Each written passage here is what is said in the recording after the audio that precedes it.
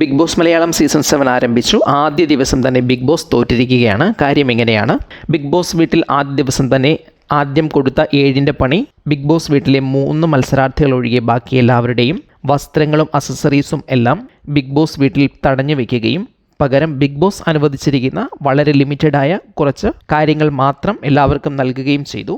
3 പേർക്ക് കിട്ടിയിരിക്കുന്ന ബാൻഡ് സ്വന്തമാക്കുന്ന ആൾക്കാർ ആരാണോ അവർക്ക് മാത്രമാണ് അവരുടെ ബാഗ് ബിഗ് ബോസ് വീട്ടിലേക്ക് കൊണ്ടുവരാൻ കഴിയുക.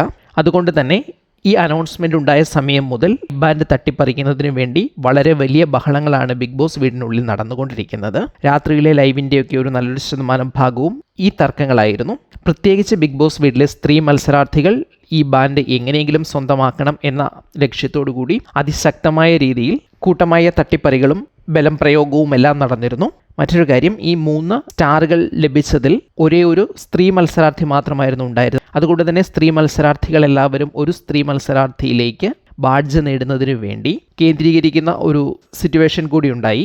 ഇത്തരം ശ്രമങ്ങൾക്ക് യാതൊരു തരത്തിലുള്ള ശമനവും ഉണ്ടാകാതെ വന്നതോടെ രാത്രി ഏറെ വൈകിയും ബിഗ് ബോസ് വീട്ടിൽ ഇത്തരം തർക്കങ്ങളും തട്ടിപ്പറിക്കാനുള്ള ശ്രമങ്ങളും ബലം പ്രയോഗവും എല്ലാം വന്നതോടെ ബിഗ് ബോസ് അവസാനം പാതിരാത്രിയിൽ പെട്ടെന്നൊരു മീറ്റിംഗ് വിളിച്ചുകൂട്ടി ടാസ്ക് താൽക്കാലികമായി സസ്പെൻഡ് ചെയ്തിരിക്കുകയാണ്. ഇനി രാവിലെ ബിഗ് ബോസിൽ നിന്ന് അറിയിപ്പുണ്ടാകുന്നതോടുകൂടിയായിരിക്കും ടാസ്ക് മുന്നോട്ട് പോവുക.